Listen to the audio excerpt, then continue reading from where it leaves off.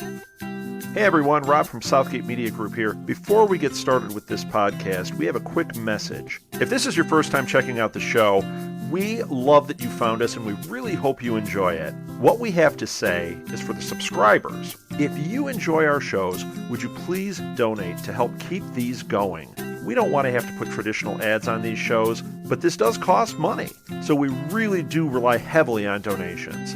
To make a donation to the show, please go to our website, www.southgatemediagroup.com. Go to the page for the show, and in the upper right-hand corner is a donate button. It takes you right to PayPal, and you can donate whatever amount you want. Thanks a lot for listening, everybody. And now, on with the show.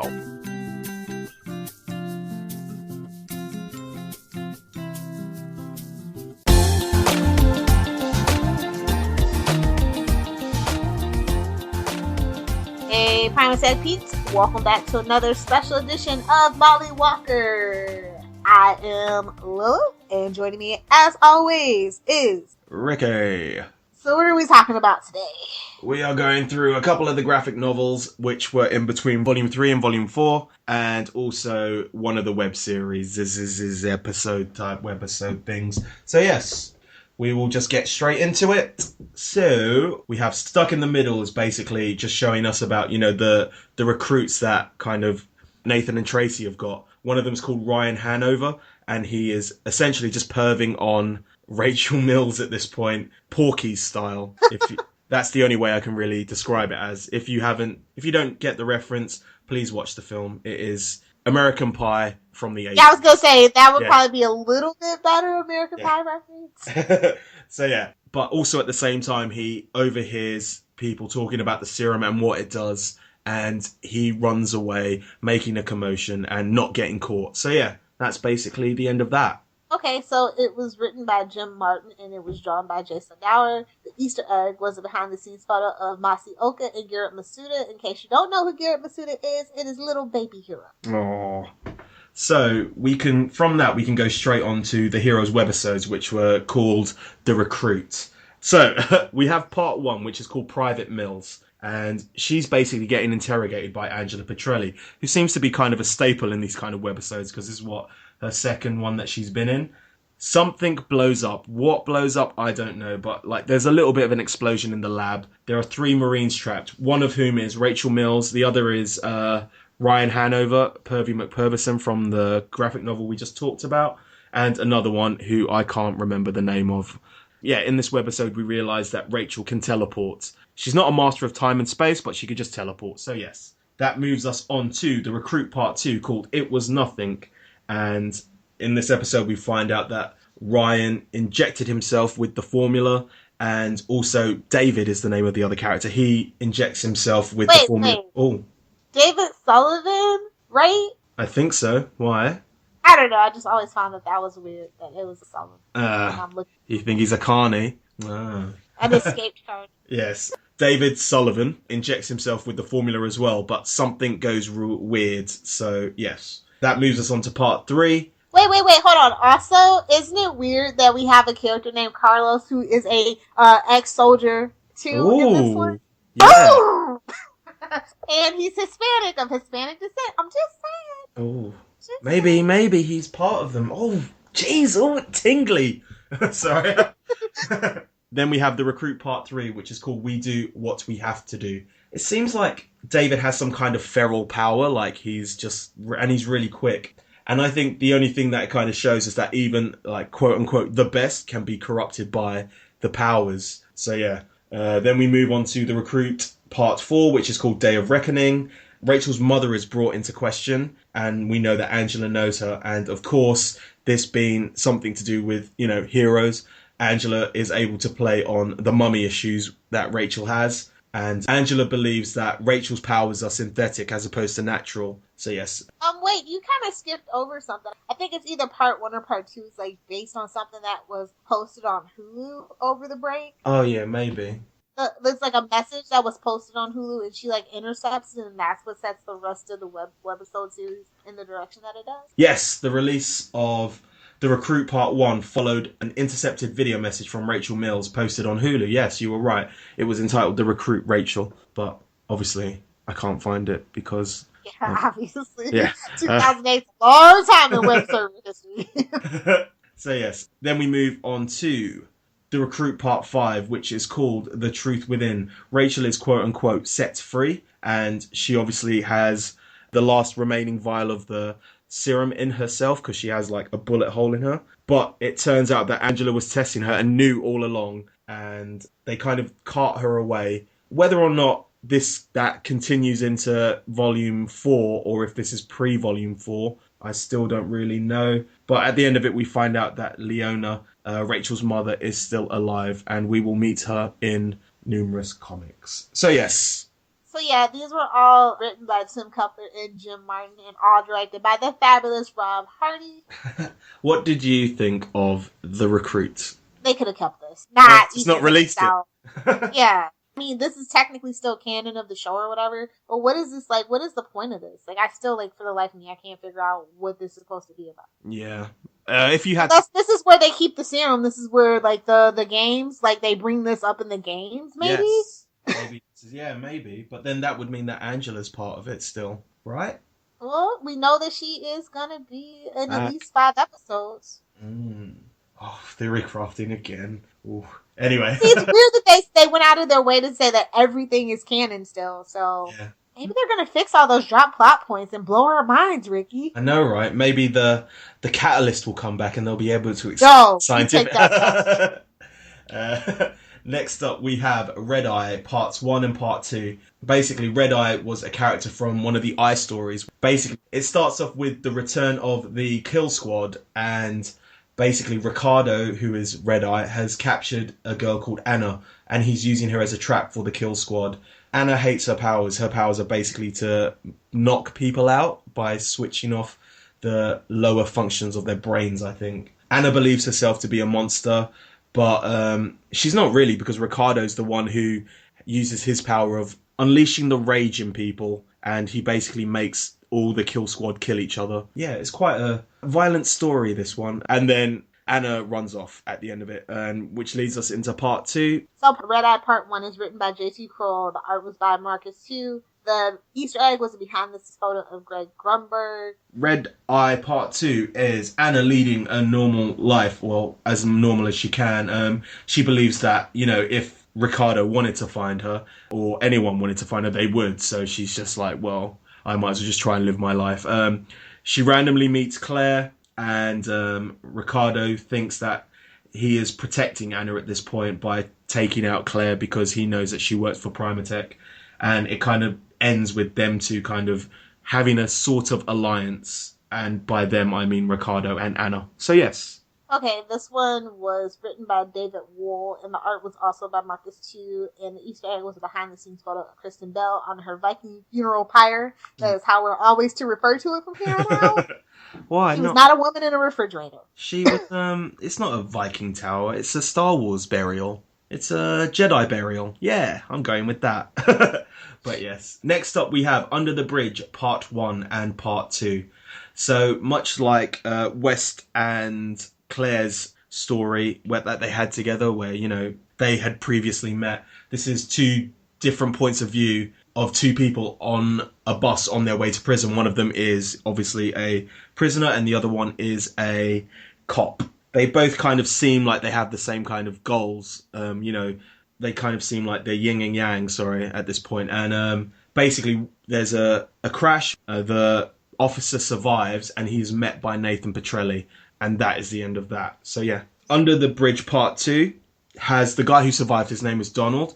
He's offered a position by Nathan in, whatever he's doing now. He realizes that, he has to go on the run because obviously he has powers, and he goes on the run, but obviously he is caught by Nathan and his team. But he has the power of water manipulation, and he basically disintegrates into water and ends up, escaping, kind of. But that kind of salt water thing is referenced in Volume 4. So yes. Yes, it really is. Yes. So yeah, this one, both of these parts were written by Harrison Wilcox and drawn by Dennis Calero. Part 1's Easter egg was a behind-the-scenes photo, another one of Masaoka and Robert Forster, but I think this was one of the cases that when it first launched, it didn't have one, and then they went back and gave us one. And then for part 2, it's a behind-the-scenes photo of Jimmy Jean-Louis, Jamie Hector, aka Knox, and Hayden Panettiere doing God knows what.